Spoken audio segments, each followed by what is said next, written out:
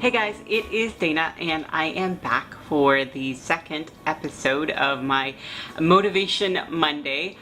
So I'm going to try and do this either from quotes or something I've heard, something that makes me stop and think and motivates me, and hopefully it will motivate you guys as well too.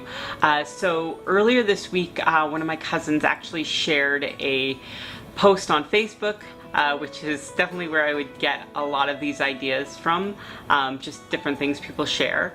But the quote was very powerful and it made me think. It said, "There are 4 things in life that will change you: love, music, art, and loss. The first 3 will keep you wild and full of passion. May you allow the last to make you brave." And this really, I feel like, rings true for me in the fact that I was very young when I lost my father. I was 16. And without getting into all of the details of what happened, it was somewhat sudden, but we did actually have time to say goodbye. And I think losing my father at such an early age, going through a trauma like that, impacts your life in a way that I actually see as a strength for myself. Because of going through this loss so early on, I learned to become resilient very early on. Basically, to lose a parent, in my opinion, is probably the most tragic, one of the most tragic things you're going to go through in your life, aside from a spouse and or a child. Those losses are very deep. So being able to grow through that adversity so early on has allowed me to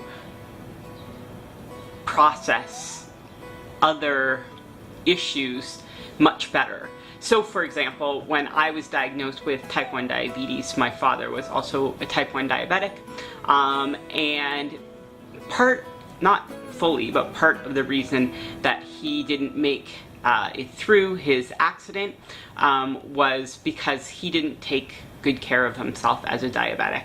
And when I was diagnosed, I was like, I want to live as long as I possibly can, and I'm going to do whatever I can to take the best care of myself. So if that meant exercising more, then I exercised more. If that meant trying different things with my diet, then I did that. And being able to recognize those things, but also the reasoning why I'm able to do those, is very valuable. And so that's just kind of one example of where it helped me through my life.